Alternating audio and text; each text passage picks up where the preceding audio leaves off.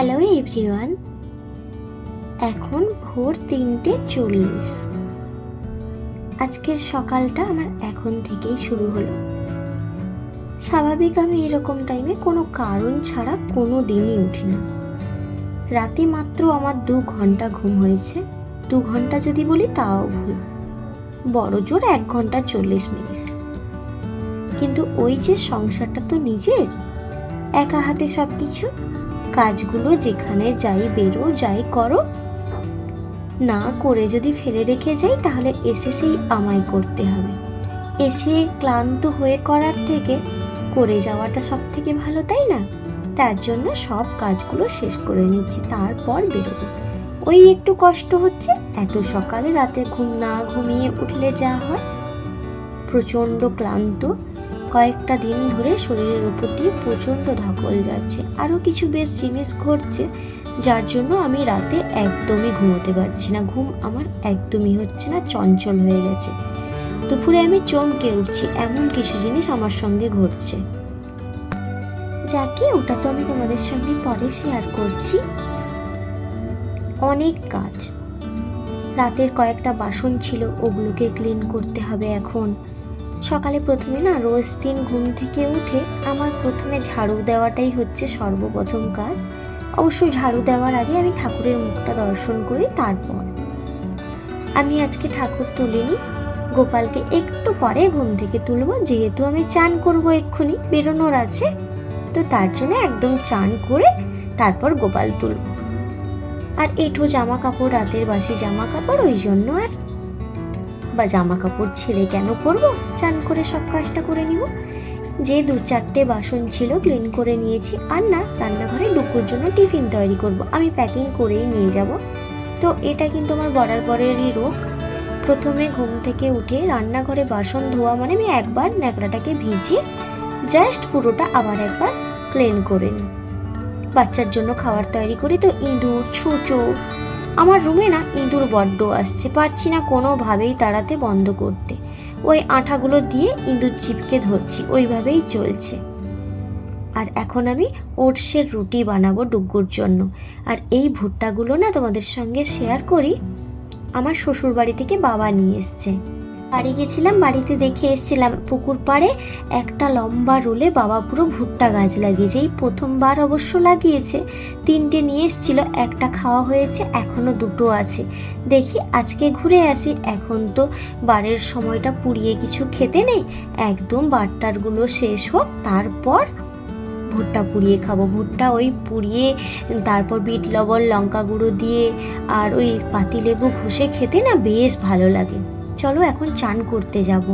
আর এই যে ব্ল্যাক কালারের চুড়িদার, বলছি দাঁড়াও, আর এই যে ডুগ্গুর টি শার্টটা দেখছো আর প্যান্টটা দেখছো, এটা না ডুগ্গুর জন্য আমি নতুন কিনেছি, পয়লা বৈশাখ উপলক্ষে কিনেছিলাম। কিন্তু এই যে আজকে যাবো এক জায়গায়, তো নতুন জামা কাপড় লাগবে, তার জন্যে। আর এই ব্ল্যাক চুড়িদারটা না, আমার একটাও ব্ল্যাক চুড়িদার ছিল না। রাইকে বলেছিলাম এইবার আসার সময় বোম্বে থেকে আমার জন্য নিয়ে এসেছিল। কখন যে 3:50 থেকে 4:50 হয়ে গেছে বুঝতে পারছি না। তাড়াতাড়ি করে চানটা করে নিই। চান হয়ে গেছে, এখন সোজা গিয়ে ঠাকুরের জন্য যে যেখানে যাব ফল নিয়ে যাব, তো ওগুলোকে ভালো করে ধুয়ে নিব। ধুয়ে এখান থেকেই আমি গুছিয়ে নিয়ে যাব। ওই গিয়ে ওখানে আর ধোবো না, কাটবো না। আমি অবশ্য যেখানেই যাই সব সময় আমি গোটা ফলে পুজো দিই, কারণ অনেক সময় ওখানে লোক পাওয়া যায় না প্রসাদ দেওয়ার জন্য। তারপর কি হয়, অনেকটা রাস্তা নিয়ে এলে না খারাপ হয়ে যায়। আর আজকের ডিস্টেন্সটা হচ্ছে 2 থেকে 2.5 ঘন্টা দূরত্ব, আমি দূরে যাচ্ছি পুজো দিতে। কোথায় যাচ্ছি অবশ্য থাকতে থাকতে তোমরা জানতে পারবে। আর মা না ওখান থেকে মা আসছে, তো মা বাড়ি থেকে নারকোল, বেল, আরও কিছু ফল আছে গাছের, তো মা ওগুলো নিয়ে আসবে। ওই জন্য আমায় 4-5 রকম ফল নিতে বলেছিল, আমি এইগুলোই নিয়েছি। আঙ্গুর, অ্যাপেল, বেদানা, মৌসম্বি আর নতুন আম উঠেছে। দোকান কাকু বললো যে আম নাকি মিষ্টি হবে, তার জন্য নিয়ে নিয়েছি। আর এই দিকে যে গামলিতে দেখছো না 1 কেজি শশা, শশাটা কাদের জন্য নিয়েছি জানো? নন্দী মহারাজদের জন্য। তো গেলে ওরা এমন গোতা দেয় না, কিছু না কিছু হাতে না দিলে না বড্ড খারাপ লাগে। ওই জন্য ওদের জন্য 1 কিলো শশা নিয়েছি। তো ওরা যারা যারা আসবে চেষ্টা করবো সবাইকে নন্দীদেরকে দেওয়ার জন্য। ব্যাগের ভেতরেই গুছিয়ে নিচ্ছি, অনেকটা দূরত্ব তো, এরকম হাতে ঝুড়িয়ে নিয়ে যাওয়া যাবে না, তাই সব ব্যাগেই গুছিয়ে নিচ্ছি। ঘি নিয়েছি, মধু নিয়েছি, মালঘুমসি নিয়েছি, সব কিছুই মোটামুটি নিয়ে নিয়েছি। আর এদিকে ব্যাগে একটা আলাদা করে ডুগ্গুর খাবার নিচ্ছি। খেজুর নিয়েছি, আর কিছু ড্রাই ফ্রুটস একটা কৌটোতে নিয়েছি, জলের বোতল নিয়েছি, ছাতা নিয়েছি, রুমাল নিয়েছি, ছোট বাচ্চা নিয়ে গেলে যা হয়, আর একটা ডুগ্গুর জামা প্যান্টও নিয়েছি ব্যাগের ভেতরে। ওই বাচ্চা মানুষ তো প্রচণ্ড নোংরা করে ফেলে, আবার জিদ করে না বসেও পড়ে রাস্তার মাঝে, তখন চেঞ্জ করিয়ে দিব। Good morning friends, hello everyone, আমি মো বিয়ন্ড টু লাইফে তোমাদের সবাইকে স্বাগত। আশা করছি তোমরা সবাই ভালো আছো, সুস্থ আছো। এখন বাজে 5টা 10, কিন্তু আমি ঘুম থেকে উঠেছি 3টে 50-এ। তো এত সকাল সকাল ওঠার একটাই কারণ, বাড়ির তো সমস্ত বাসি কাজগুলোকে সেরে গুছিয়ে ঠাকুর পুজো এগুলো তো শেষ করে যেখানে যাই বেরোতে হবে। আর আজকে ডুগুর স্কুলও নেই, অফ করে নিয়েছি ওই পুজো দিতে যাব বলে। পুজো দিতে যাচ্ছি কোথায় সেটা অবশ্য তোমাদের সঙ্গে থাকো বলছি। শিবের স্থানেই যাচ্ছি, এখান থেকে বেশ খানিকটা দূর। কিছু কারণবশত বাবুকে আজকে স্নান করাবো শিবের স্থানে ভেবেছি। তো আমি চান করে রেডি হয়ে গেছি, ডুগুও রেডি হয়ে গেছে, ওইদিকে টিফিনও তৈরি হয়ে গেছে। ডুগুর বাইরের খাবার তেমন একটা শ্যুট করে না, তার জন্য না ওর জন্য বাড়ি থেকে ওটসের রুটি বানিয়ে নিয়েছি। ওই সব কিছু জামা কাপড় ধোয়া, এখন 3 দিন না সাবান হাত হবে না, তো ওই কারণে যা কাজকর্ম সব আমাকে আজকে সকালেই শেষ করে নিতে হয়েছে। এখন 3 দিন আর ওই সব কাজ হবে না। এখানে ডুগু রেডি, ডুগু ঘুমোচ্ছিল, ও কিন্তু শান্ত একদম, না কান্নাকাটি। তোর ড্রেসটা দেখাও, এসো এসো, কান্নাকাটি করবে না, একদম করবে না, কচো। এই দেখো, দাঁড়াও, ও রাগ করে না, দেখাও দেখাও সোনাটা, দাঁড়াও দাঁড়াও দাঁড়াও দাঁড়াও। ওর এই জামা প্যান্টটা না স্নান করাবো বলে নতুন কিনে দিয়েছি তাকে। হ্যাঁ, চলো সঙ্গে থাকো, দেখতে থাকো, আশা করি পুরো ব্লগটা তোমাদের ভালো লাগবে। ওটসের রুটি এদিকে আমার বানানো হয়ে গেছে, এই টিফিন কৌটোতে করেই প্যাক করে নিয়ে যাব। ওটসটাকে না আমি আগে গুঁড়িয়ে নিয়েছি ড্রাই অবস্থায় মিক্সিতে, তারপর ওটাকে আমি জল দিয়ে গুলে পরিমাণ মতোই জল দিয়েছিলাম, খুব একটা বেশি পাতলাও করিনি আর খুব একটা শক্তও করিনি। তো ওইভাবেই শুকনো তাওয়াতে অল্প অল্প করে দিয়ে হালকা করে ফ্রাই করে নিয়েছি। তেল অবশ্য একদমই আমি ইউজ করিনি, যেহেতু সকালে খাবে। এতে না একটু ক্যাপসিকাম আর একটু যদি গাজর মানে একদম মিহি মিহি করে গুঁড়ো মানে কুচি কুচি করে নিয়ে যদি অ্যাড করা যেত না, খেতে বেশি ভালো হতো। ডুগুর গাজরটা সকালে খেলে না একটু পেট খারাপ হয়, তার জন্য আর দিইনি। আর এদিকে আমার গোপালকে ঘুম থেকে তুলে সকালবেলা মুখ ধুইয়ে ওকে ড্রাই ফ্রুট খেতে দিয়ে দিয়েছি। এত সকালবেলা তো আর চান করাইনি, এসে তারপর চান করাবো। আমি অবশ্য ঘুরে আসবো, এই ধরো তোমার আস্তে আস্তে তাও 1:45 তো বেজেই যাবে। আর মা ফোন করেছিল, ওইদিকে মা গাড়িতে বেরিয়ে পড়েছে, 20 মিনিটের ভেতরে পৌঁছে যাবে। আমি ডুগুর খাবারটা শুধু ব্যাগে ভরবো, লক করবো, বেরোবো, এই হলো কাজ। আর বাড়ির সমস্ত কাজকর্ম হয়ে গেছে, আমি একদম নিশ্চিন্ত হয়ে বাড়ি থেকে বেরোতে পারবো। ভাবলাম তোমাদের সঙ্গে একটা কথা শেয়ার করি। সংসারটা নিজের হাতে সব, তো নিজের কাঁধে যখন সমস্ত দায়িত্ব থাকে, নিজেকেই ভালোটা মন্দটা সবটাই যখন নিজেকেই বুঝে চলতে হয়, তখন নিজের মনটা শান্ত থাকা না খুব দরকার। নিজের মনের মধ্যে যদি দিনরাত কোনো দ্বন্দ্ব চলে বা কোনো ভয় কাজ করে, তাহলে কিন্তু সব দিকটা মেনটেন করতে না একটু হলেও অসুবিধে হয়। এদিকে আমি জয় বাবা চন্দ্রেশ্বরের নাম করে বেরিয়ে পড়েছি বাড়ি থেকে। আর এদিকে রাস্তায় এসে এই বন্ধুর সঙ্গে দেখা, আমি অবশ্য দুধ কিনলাম, তার জন্যেই ও যখন সামনে দাঁড়িয়ে লেজ নাড়ছিল, ভাবলাম ওকে একটু বিস্কিট খাওয়ানো যাক। জয় বাবা চন্দ্রেশ্বরের নাম করে বেশ খানিকটা পথ চলে এসেছি। যাচ্ছি কোথায় জানো? দীঘা থেকে একটু পেরোলেই চন্দ্রেশ্বর বাবার মন্দিরে, মহাদেবের মন্দিরে। আজকে না একটু মনের ভিতর টেনশন কাজ করছে, আজকে শিব দুর্গার বিয়ে তো ওই জন্য আবার চন্দ্রেশ্বরে না লক্ষ লক্ষ মানুষের ভিড় হয়। কত লক্ষ বলবো তোমাদের, 8 লক্ষ, 5 লক্ষ, 10 লক্ষ এরকম মানুষের ভিড়। খুব একটা টেনশনও কাজ করছে।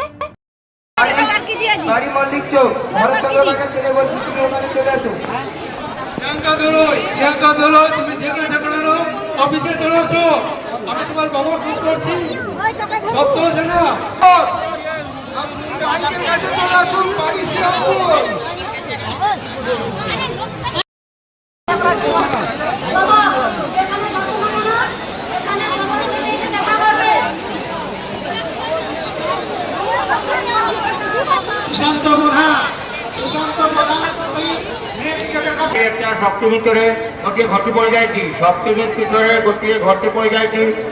ନ୍ୟାୟିକ ବନ୍ଧୁ ଯଦି ପାଇଥାନ୍ତୁ ନା କାହିଁକି ଶୀଘ୍ର ଶୀଘ୍ର ଆଣି ଆମର 2 ନମ୍ବର ଅଫିସରେ ଜମା ଦିଅନ୍ତୁ।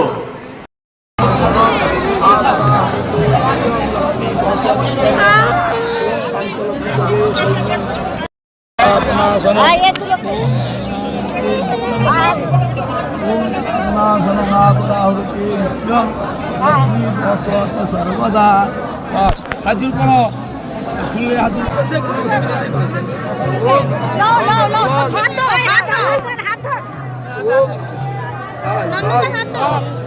যা যা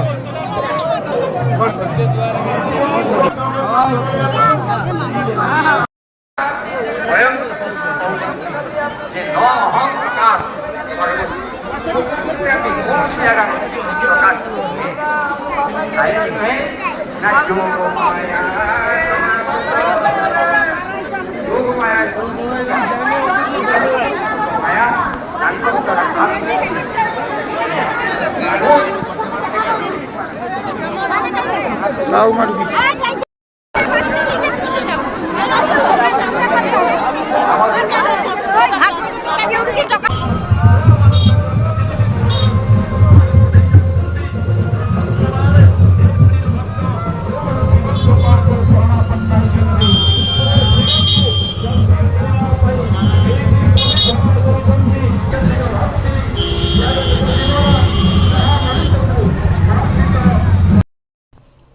মন্দির থেকে বাড়ি চলে এসে একটু ফ্রেশ হয়ে তারপর তোমাদের সঙ্গে কথা বলছি। মন্দিরে ভক্তার সময় চলছে তো, আর কয়েকটা দিন লীলের বারকে বাকি, এই 3 দিন কি 4 দিন এরকম বাকি। প্রচুর ভিড়, মানে আজকে হয়েছিল সেখানে 5 লাখ মানুষ, প্রচুর ভিড়। শুধু হারিয়ে যাচ্ছে মানুষ, ভয় করছিল ডুগ্গু না হারিয়ে যায়, কারণ ও তো হাত ছেড়ে দিয়ে জিদ করে না ফাট করে ছুটে পালিয়ে যায়। এত ভিড় যে মানুষকে চেনা যাচ্ছে না। ওখানে পুজো দিতে যাওয়ার একটাই কারণ ছিল, ডুগ্গুর ভক্তা মানসিক ছিল, আর আমার দিদির ছেলে সায়নদীপের ভক্তা মানসিক আছে। তো এর দুজনের থাকার জন্য দিদির ছেলের দিতে গেছে, মা গেছে আমার ছেলের দিতে। আমার শরীরটা একটু অসুস্থ থাকে, তার জন্য মাই শোধ করে দিয়ে আসছে। আর আমি গেছিলাম ডুগুকে নিয়ে পুজো দিতে বলতে একটা স্বস্থান করাবো বলে, শরীর স্বাস্থ্য যাতে ভালো থাকে, তো একটা যজ্ঞ করাবো বলে গেছিলাম। আর আমারও একটা করানোর ইচ্ছে ছিল। বেশ কিছুদিন ধরে না খুব দুপুরবেলা ঘুমাচ্ছি তো 1-2 ঘন্টা এত খারাপ স্বপ্ন দেখছি না, মানে চমকে উঠলে নিজের ভেতরেই নিজেকে ভয় করছি, এতখানি ভয় পাচ্ছি। তো আমার স্বস্থান হয়েছিল হয়তো মহাদেবের কাছে, বাবা বেঁচে ছিলেন তখন, আমার বিয়ের 1 বছর আগে, 15 বছর মতো হয়ে গেল। তো মনেও একটু শান্তি হবে। রাতে একদম ঘুমোতে একদমই পারছি না, মনে হয় পুরো রাতের ভেতর আমি 2 ঘন্টা ঘুমোচ্ছি। ডুগ্গুর সকালে স্কুল থাকার জন্য আমাকে উঠে পড়তে হচ্ছে 6:30 থেকে 7টার ভেতরে, বেশিরভাগ দিন 6টা থেকে 6:30টায় উঠে পড়তে হচ্ছে। না ভীষণ একটা শরীরের ভেতর অস্বস্তি কাজ করছিল, তার জন্যই স্বস্থান হতে যাওয়া। প্রচণ্ড ভিড় কোনো রকম করে হয়েছে, আর মোটামুটি পুজো দেওয়া ভালোভাবেই হয়ে গেছে, সুস্থভাবে সবাই বাড়ি ফিরে এসেছি। দিদিরা ওখানে এখন 3 দিন থাকবে, মা দিদি ভক্তা যেহেতু দিয়েছে ওখানে। তো আজকে দিনটা আমার এখন এরকমই কাটলো। এখন বাজে দুপুর 1টা, আর কিছু ভালো লাগছে না, সেদ্ধ ভাত করব। এখন তো কয়েকটা দিন নিরামিষ খেতে হবে, সাবান হাত করা যাবে না, তো এই জন্যেই একদমই ভালো লাগছে না, সোজা ঘুমোবো। একটু কুকারে আলু সেদ্ধ ভাত বসিয়ে দিয়েছি, টক দই বের করে রেখেছি, ওই দিয়ে আজকে দুপুরের লাঞ্চ। পুজোর কাজ, বাড়ির সমস্ত কাজ তো শেষ করে বেরিয়েছিলাম, তাই আর কোনো অসুবিধে নেই। ডুগু ওইদিকে খাচ্ছে ওটস রুটি, সকালে যেটা বানিয়ে নিয়ে গেছিলাম না, অল্প 2 পিস বেঁচেছিল, খাচ্ছে। তারপর ওকে ভাত খাইয়ে দিয়ে সোজা ঘুমিয়ে পড়ব। চলো নেক্সট ব্লগে তোমাদের সঙ্গে দেখা হচ্ছে। আশা করি তোমরা সবাই ভালো থাকবে, সুস্থ থাকবে। টাটা।